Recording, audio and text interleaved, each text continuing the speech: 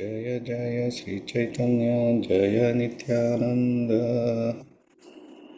जय द्वैत चंद्र जय गौर भक्त वृंद आ गया वो।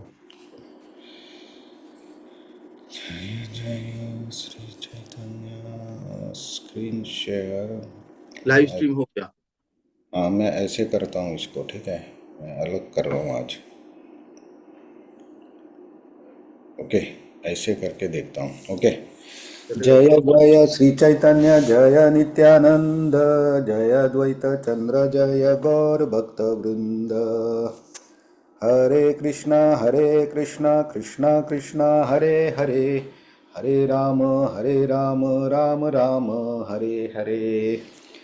जय नित्याय गौर चंद्र जय गौर हरि, नित्याय गौर चंद्र जय गौर हरि। शील प्रभुपाद की जय। मैं चालू करूँ क्या? हाँ इफ हाँ। Everybody okay. Okay, text 54। ऋते अर्थं यत् प्रतीयेता न प्रतीयेता चात्मनि तद्विद्यात् आत्मनो मायां यथा भासो यथा तमा। What happens, what appears to be truth without me is certainly my illusionary energy. For nothing can exist without me. It is like a reflection of a real light in the shadow. For in the light there are neither shadows nor reflection. Purport. In the previous words, absolute truth and its nature have been explained. One must also understand relative truth to actually know the absolute. The relative truth, which is called Maya or material nature, is explained here. Maya has no independent existence. One who is less intelligent is captivated by wonderful activities of Maya, but he does not understand behind these activities is the direction of Supreme Lord. In Bhagavad Gita 9.10, it is said, Maya adhyakshena prakriti suyate sa characharam. The material nature is working and producing moving and non-moving beings only by the supervision of Krishna. The real nature of Maya, the illusionary existence of the material manifestation, is clearly explained in Srimad Bhagavatam. The absolute truth is substance, and the relative truth depends on its relationship with the absolute for its existence. Okay, relativity.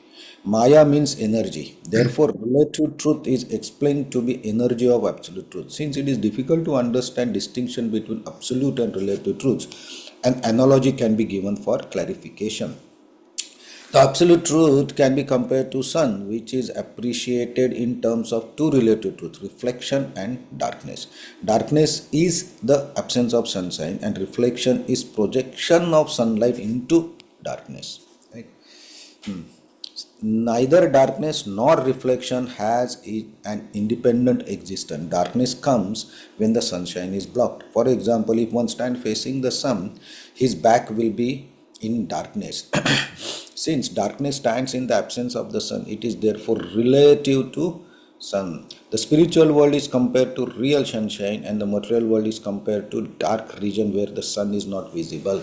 When the material manifestations appears very wonderful, this is due to forwarded reflection of the supreme sunshine, the absolute truth, as confirmed in Vedanta Sutra. Whatever one can see here has its substance in absolute. As darkness is situated far away from the sun, so material world is also far away from spiritual world. The Vedic literature directs us not to be captivated by the dark regions, tama, but try to reach the shining region of absolute yogi dhamma. The spiritual world is brightly illuminated, but material world is wrapped in darkness.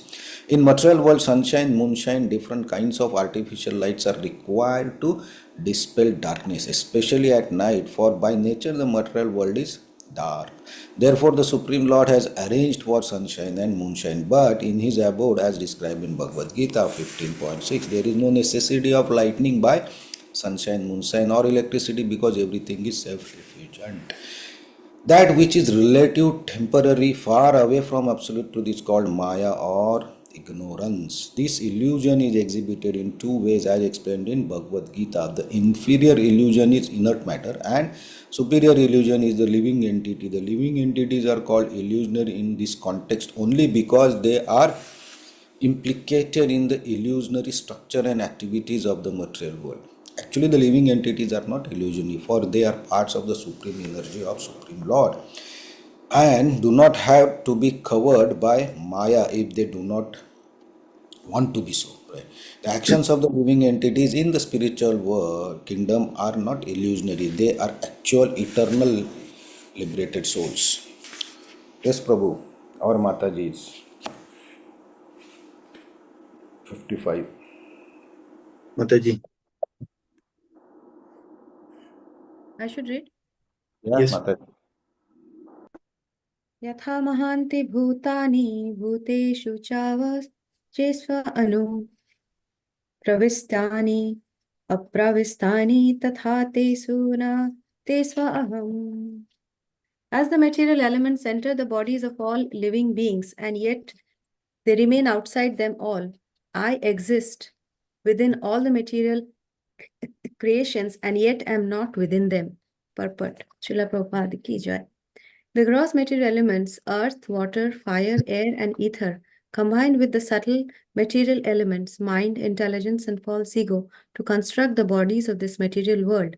And yet they are beyond these, and they are beyond these bodies as well. Any material construction is nothing but an amalgamation or the combination of material elements in varied proportions. These elements exist both within and beyond the body. For example, although the sky exists in space, it also enters within the body. Similarly, the Supreme Lord, who is the cause of the material energy, lives within the material world as well as beyond it. Without his presence within the material world, the cosmic body yes, the cosmic body could not be developed. Just as within the material world, the cosmic body could not be developed, just as within the presence of the spirit, within the physical body, the body could not develop. The entire material manifestation also develops and exists because of the Supreme Personality of Godhead enters it as the Paramatma or the Super Soul. The personality of Godhead in his all-pervading feature of the Paramatma enters every entity from the biggest to the most minute. His existence can be realized by one who has the single qualification of submissiveness and who thereby becomes a surrendered soul. And the development of submissiveness is the cause of proportionate spiritual realization by which one can ultimately meet the Supreme Lord in person as a man meets another man face to face. Because of his development of the transcendental attachment for the Supreme Lord, a surrendered soul feels the presence of his beloved everywhere, and all his senses are engaged in the loving service of the Lord. His eyes are engaged in seeing the beautiful couple, Sri Radha and Krishna, sitting on a decorated throne beneath a desired tree in the transcendental land of Vrindavana. His nose is engaged in smelling the spiritual aroma of the lotus feet of the Lord.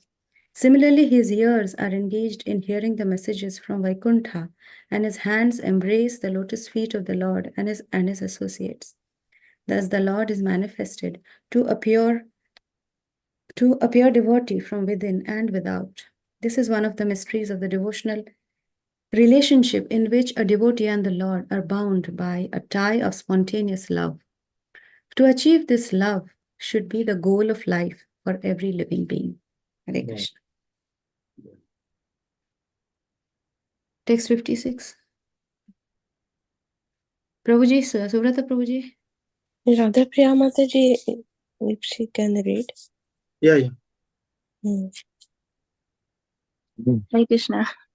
Hare Krishna. Text 56. एतावद् एव जिज्ञास्यं तत्त्वा जिज्ञासुनात्मनः अन्वयाभ्यतिरेकव्यं यत् स्यात् सर्वत्र सर्वदा. Translation. A person interested in transcendental knowledge must therefore always directly and indirectly inquire about it to know the all-pervading truth. Purport.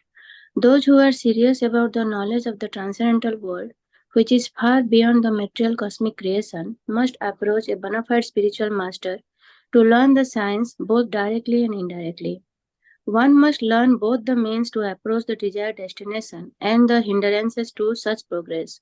The spiritual master knows how to regulate the habits of a neophyte disciple, and therefore, a serious student must learn the science in all its aspects from him. There are different grades and standards of prosperity. The standard of comfort and happiness conceived by a common man engaged in material labor is the lowest grade of happiness, for it is in relationship with the body. The highest standard of such bodily comfort is achieved by a fruitive worker who by pious activities reaches the plane of heaven or the kingdom of the creative gods with their delegated powers. But the conception of comfortable life in heaven is insignificant in comparison to the happiness enjoyed in the impersonal Brahman, and this Brahmanda, the spiritual bliss derived from impersonal Brahman, is like the water in the hoofprint of a calf compared to the ocean of love of Godhead. When one develops pure love for the Lord, he derives an ocean of transcendental happiness from the association of the personality of Godhead. To qualify oneself to reach this stage of life is the highest perfection. One should try to purchase a ticket to go back home, back to Godhead. The price of such a ticket is one's intense desire for it, which is not easily awakened, even if one continuously performs pious activities for thousands of lives. All mundane relationships are sure to be broken in the course of time, but once one establishes a relationship with the personality of Godhead in a particular rasa, it is never to be broken, even after the annihilation of the material world. One should understand through the transparent medium of the spiritual master that the Supreme Lord exists everywhere in his transcendental spiritual nature, and that the living entities' relationships with the Lord are directly and indirectly existing everywhere, even in this material world. In the spiritual world, there are 5 kinds of relationships with the Supreme Lord: Santa, Dasya, Sakhya, Vatsalya, and Madhurya. The perverted reflections of these rasas are found in the material world. Land, home, furniture, and other inert material objects are related in Santa, or the neutral and silent sense, whereas servants work in the Dasya relationship. The reciprocation between friends is called Sakhya. The affection of a parent for a child is known as Vatsalya, and the affairs of conjugal love constitute Madhurya. These 5 relationships in the material world are distorted reflections of the original pure sentiments, which should be understood and perfected in relationship with the Supreme Personality of Godhead under the guidance of a bona fide spiritual master. In the material world, the perverted rasas bring frustration. If these rasas are re-established with Lord Krishna, the result is eternal, blissful life. From this and the preceding 3 verses of Chaitanya Charitamrita, which have been selected from Srimad Bhagavatam, the missionary activities of Lord Chaitanya can be understood. Srimad Bhagavatam has 18,000 verses, which are summarized in 4 verses beginning with Aham eva sam eva gre and concluding with Yat Syat Sarvatra Sarvada.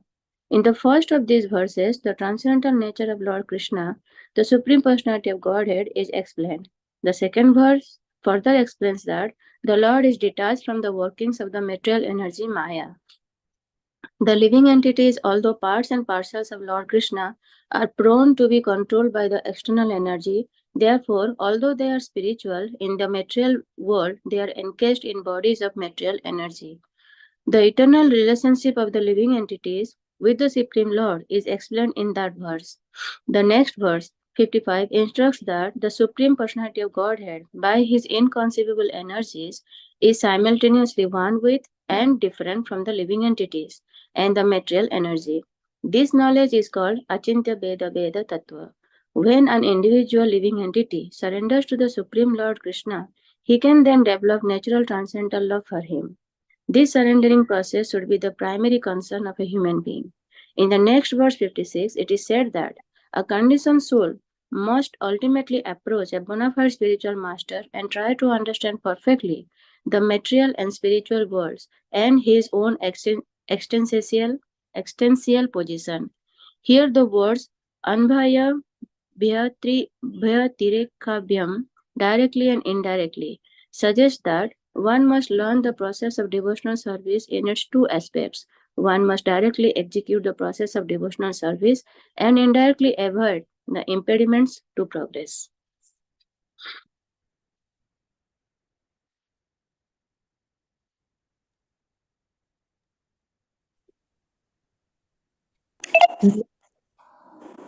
Subrata Prabhu, you will read.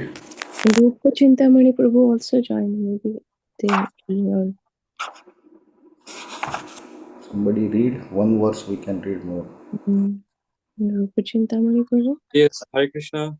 This devotee is Hare Krishna. Mataji Mongolmai will read. Okay. Mataji's day today. Yes.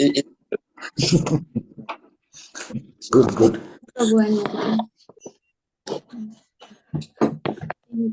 চিন্তামণির Jayate সমগিরির গুরুর মে শিক্ষা গুরুশ্চ ভগবান শিখিপিঞ্জ মৌলি যৎপাদ কল্পতরু পল্লব শেখরেষু লীলা স্বয়ংবর রসম লভতে জয়শ্রী চিন্তা sorry.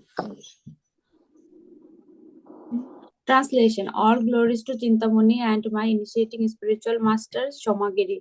All glories to my instructing spiritual master, the Supreme Personality of Godhead, who wears peacock feathers in his crown, under the shade of his lotus feet, which are like desert trees. Sri Radharani enjoys the transcendental mellows of an eternal consort. Purport. The verse is from the Krishna Karnamrita, which was written by a great Vaishnava Sannyasi named Villamangala Thakur, which is also known as Lila Shukha. He intensely desired to enter into the eternal pastimes of the Lord, and he lived.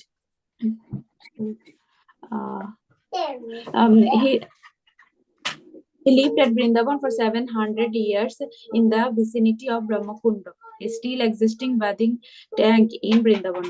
The history of Villamangala Thakur is given in a book called Sri Vallabha Digvijaya. He appeared in the 18th century of the Shaka era in the province of Drovida and was the chief disciple of Vishnu Swami.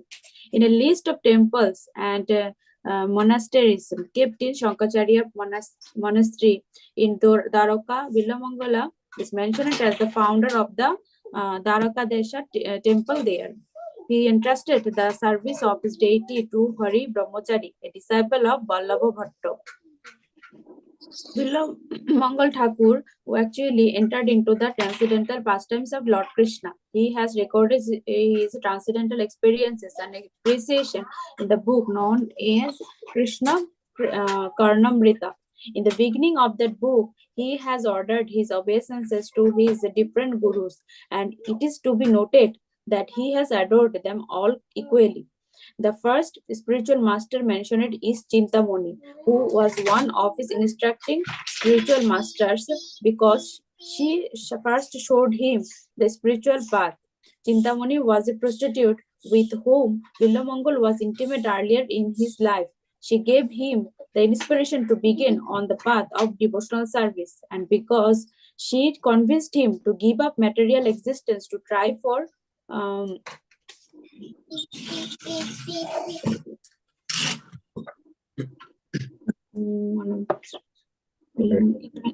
sorry. At the top.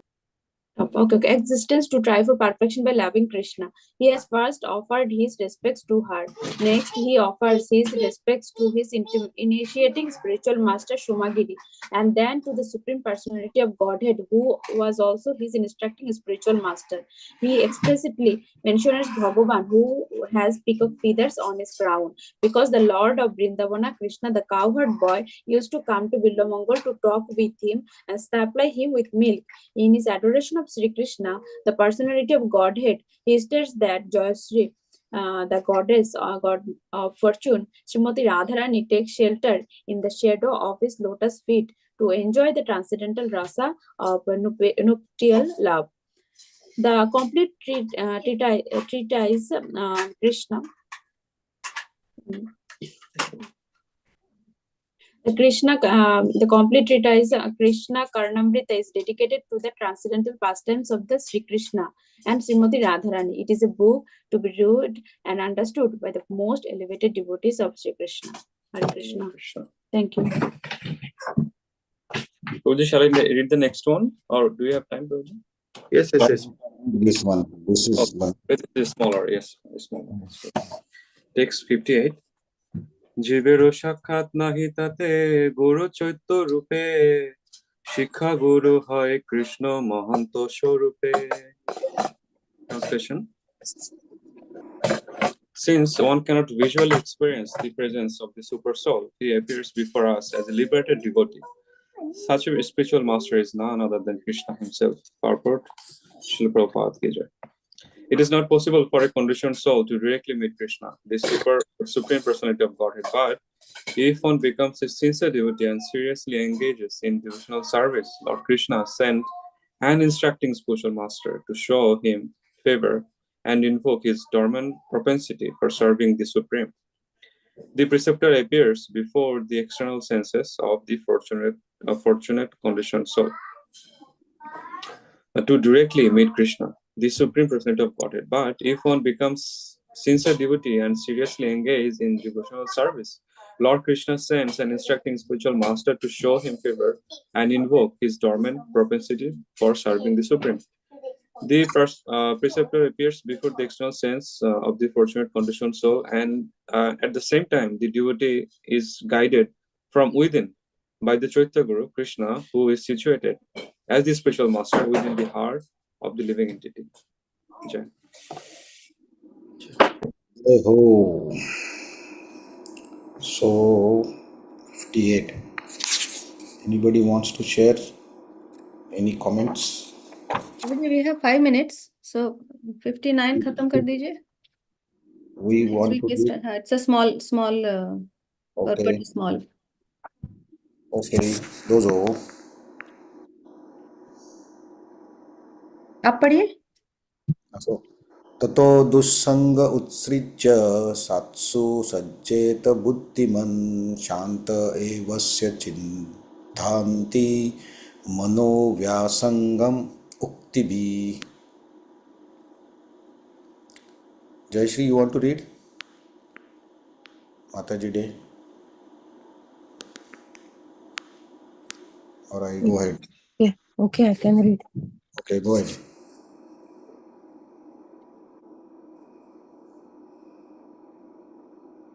One should therefore avoid the company and associate only with devotees. One should therefore avoid bad company, associate only with devotees. With their realized instructions, such saints can cut the knot connecting one with activities unfavorable to devotional service. Purport. This verse, which appears in Srimad Bhagavatam 11.26.26, was spoken by Lord Krishna to Uddhava in the text known as Uddhav Gita. The discussion relates to the story of Pururava and heavenly Saint Urvashi. When Urvashi left Pururava, he was deeply affected by the separation and had to learn to overcome his grief.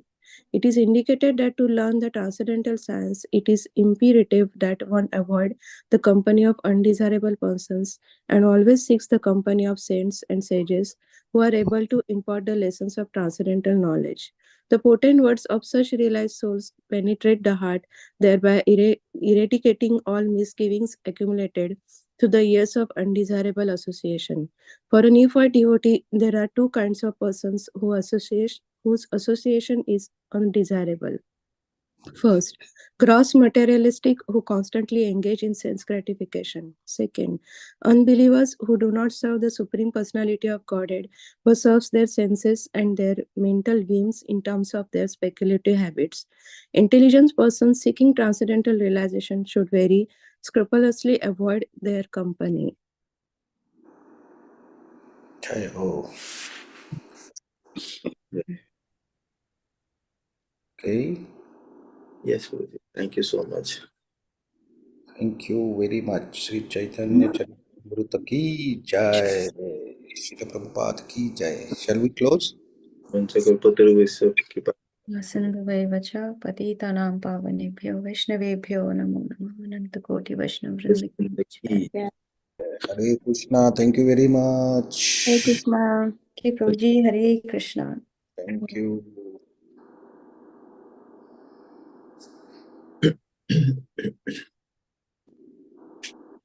Krishna Guruji. Bas. Okay, okay.